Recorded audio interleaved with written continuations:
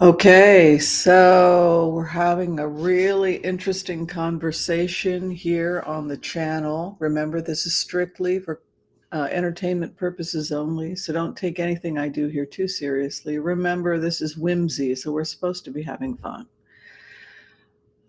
So last we left William and William, what is it? Who are we talking about? Harry, William, Meghan, Harry. Okay, all of that good stuff. So, yes, Catherine.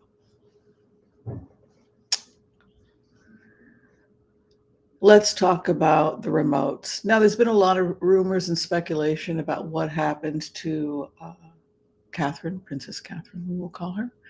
Um, I don't think it's appropriate to look at people's private medical records, but what I try to do is I do something which is called the empath's prayer, and then we ask permission from spirits to access information. And usually we can get the news 2 to 3 weeks prior to it becoming public information. There have been all kinds of speculation. Some is that the Princess of Wales has passed, that she filmed that when the cherry, a couple months ago, and then it's just now released, and they're kind of the cats on the roof and we can't get it down kind of a situation, right? Where they're slowly easing us in. We don't know when the video, this is one theory, when was the video filmed? We know that it was released via the BBC, etc. So there's concerns that we could be looking at something that's a month, 2 months old, 3 months old. The other thing that's upsetting people is the way in which the craziness that happened the last couple of months, releasing fake videos, fake photographs, hiring impersonators that are supposed to be Kate dancing down the street ahead of her husband with a bag, and then gaslighting everyone and saying, "What's wrong with you? Can't you see it's really Kate?" And then turning around and saying, "She has cancer. You're so evil." Um, the psychopathy of that, the psychopathy of playing these bizarre, crazy games, and then gaslighting me and other readers, saying, "Oh, it is Kate. That is Kate. That is Kate." And then we meditate, and then we also just, with good common sense, take a look at the pictures anybody can see and say, you know what, that's not Kate. So they play that game for a couple of months, screwing with our heads. And then, people are genuinely concerned. Are we looking at a potential a woman being dead? These are the real thoughts that any sane person would have when you're dealing with this kind of insanity. But the most horrible part of this entire story has been the way in which it would appear William loves to throw Kate under the bus. And this is why I believe they will get a divorce. When you're facing something as serious as your own death, it really makes you reassess what's important in life. And what's important in life is your family, your real family, not your titles. Those aren't the things you take with you. It's the people you loved and who loved you. So Kate has done some real, Kate's a remarkable woman. I've always said I like her very much. I've always stood up for her, and that's upset some people.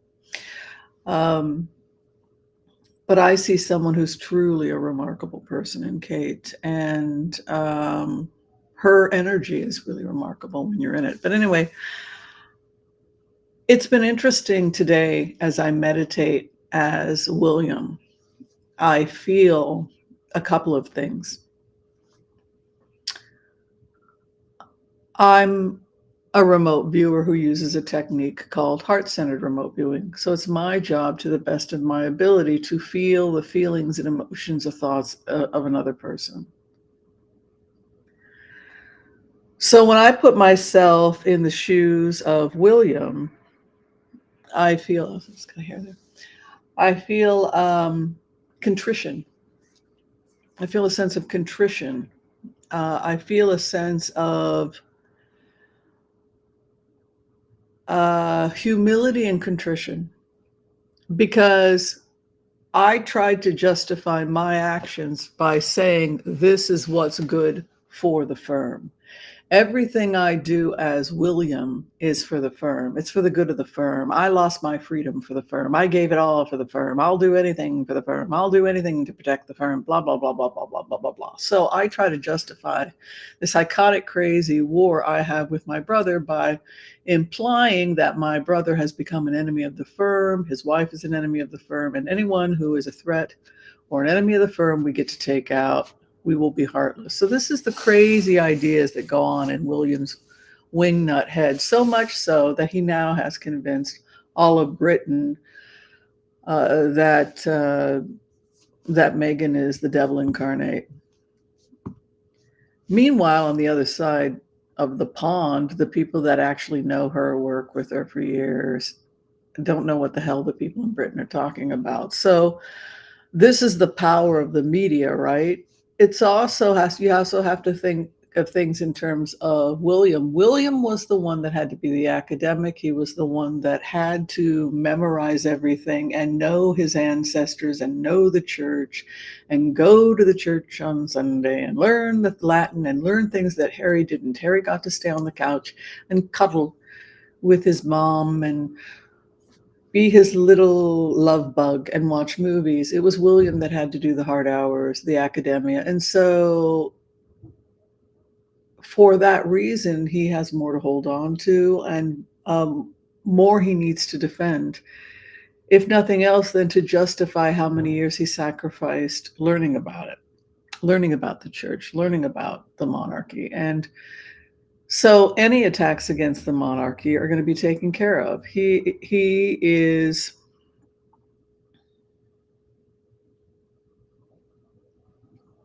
could be a brutal king if you threaten the monarchy.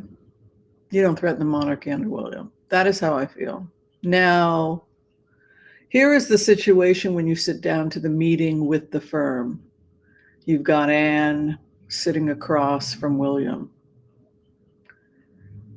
and you've got King Charles. Maybe you have Camilla. You have this family meeting that happens. And I hear myself say, as someone in the family, I don't know who it was, that instead of uniting and helping the Windsor family, the Windsor brand, instead of making us a great family, you have systematically torn the entire family down, William. You're not protecting the family. You're actually making us look like rednecks, uneducated inbreds, living in some mountain village somewhere, shooting guns back and forth, like the Hatfields and McCoys, all the while justifying it by saying, well, I'm doing it because I'm loyal to the Windsors. Well, you're actually hurting the Windsor family tremendously, William. You're creating damage that will go on in history books. You've done considerable damage, William. So how can we fix it?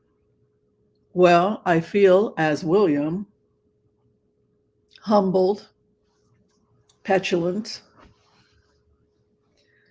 that I've been spoken to, and it is now my job to fix what I have broken, my half of what is broken. I feel as William, I'm only going to take partial responsibility, right? Because the other part is that I feel as William, Megan came in and she was going to come and change our freaking family up. That drove me crazy as William. You're a new member, and we've got how many hundreds of years of ancestry you can learn about? Sit down and learn. That I felt like she wasn't humble. She didn't honor our family's heritage. She just came in and wanted to change everything. That deeply offended me. It was deeply, deeply offended to me. She wasn't going to cherish the family history and preserve it for the next generation. And that's really important to me as a member of this family, that the person that takes on the next generation is going to preserve all of this, respect it, and recognize the importance that this family's obligation is to Britain, the Commonwealth, etc. Our family has a really important role, and before you come in and try and change everything, you should first try and get to know a little bit about who we are, our history, etc. So that was just how I felt as William, and why I was so angry. I felt all of that being threatened, and I felt offended. And yes, I felt like I was a bit of a lord and a Tory, and I felt like all of this history, we had done some good in the world. We had helped contribute to civilization. Just to throw it in the trash in this kind of woke way. I mean, this is me as William. Understand that I only try to give voice to people. I don't necessarily agree with them. But this talking to by the firm, by people in positions of power by the firm, has forced me to have to admit that I am not helping, and that I meant well, which is to be loyal and to ferociously protect my family. But unfortunately, I seem to be the destructive factor in the family. So that is why I believe that William and Harry are being asked to make amends. So if communication happens between these two people, it looks like they could arrange a get together through a family Zoom or something like that. Maybe get to see the children through family Zoom would be really important. A way of communicating. I feel in this conversation that is how it will start. The common ground is the children, and seeing the children and talking about how quickly they all grow before you know it. So that seems to be the opening conversation, I feel.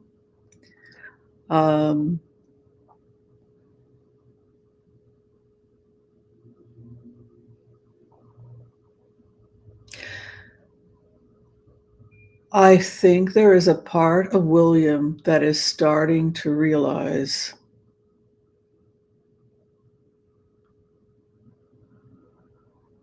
the damage that he did to Megan. Not fully, not yet. I'm not saying it's fully there, but there is some recognition.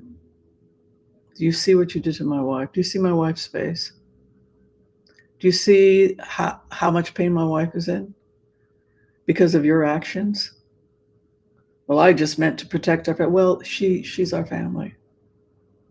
Megan's our family now. You should have helped her. Instead, you didn't want Kate to talk to her, so she couldn't get educated. There are ways you could have handled the situation without brutalizing Megan, and putting our lives at risk. So there's this back and forth, because William feels like the Sussex squad is not these bullies that are coming after him and Kate. Really, they're coming after him. They're not coming after Kate. A lot of the Sussex squad actually like Kate. I'm not part of any squad. I don't believe in any of that nonsense. But no, they're just going after you, William. So I think for that reason, some are going after Kate, but now it's, as more and more information is coming in, people are starting to feel like it's DV, like whether that's true or not. I personally suggested that what looked like a black eye might have come from her son punching her, but that what I looked at was just the emotions of the marriage and the fact that she didn't feel it was good for her health, and that Kate was stepping down and was concerned she had been put away, that she felt unappreciated as a woman. She felt put away, like she had done her time. Perhaps she was grieving. These are feelings that all women go through in their 40s and 50s. Maybe she had a hysterectomy because she had an irregular menstrual cycle, which is common in perimenopause. So she goes in, she has a hysterectomy. Then they take the tissue into the lab. They detect cancer cells in the uterus after the hysterectomy. They think it's going to be a routine abdominal in and out hysterectomy. And the next thing you know, you got a big problem, right? That's one explanation. I'm not saying that these are the answers. I'm just saying a lot of things can happen throughout life that make us have to question our own morality, our own ethics, and our own priorities. And so I think what's happened for William is that his priorities are that he has to humble himself, which he realizes, stop feeding the flames. He is kind of wanting to put up his hands to the Sussex squad because they are like, he's exhausted by it. Because we don't want to see this back and forth, right? He wants that to end. And it would appear from this energy that he wants to save his marriage. Now, when he was a child, he used to have to be rescued by Harry, right? Which he admitted to, right? And that was because he would, after the age of 10, he had a notorious temper. And so other kids would come and beat him up, and then he would scream for help. And then Harry would have to come and rescue him. Now we have a situation where that same knee-jerk reaction is happening. I've been a bully. I've gotten myself in trouble. Harry! Got to humble myself again, and I hate doing that. Well, that's all well and good, but we've got a pattern forming. And the reason William's doing it is because unity is what's best for the firm right now. So if he really wants to do what's best for the firm, he will stop this. He will stop this now. He will stop this back and forth Sussex squad. And what's the other one? Sussex, and what are the Wales? What's their group? I don't know. The point is that it's turned into this back and forth, which makes for great television, but it's, again, like the Hatfields and the McCoys. So for the good of the firm, because it is what's best for the family, I believe that William will attempt to reach out to Harry and Meghan and make peace. I also think that William understands that he could lose his marriage. As I had said in previous remotes, she felt that she had been put away. She felt underappreciated. She was extremely sad because the older children were going away. She was left only with Louis, I believe his name is. So she went through a grief for that. She was grieved for the loss of that. Herself as a woman, herself as a role, feeling unwanted, maybe feeling unattractive. And so I went through all of that.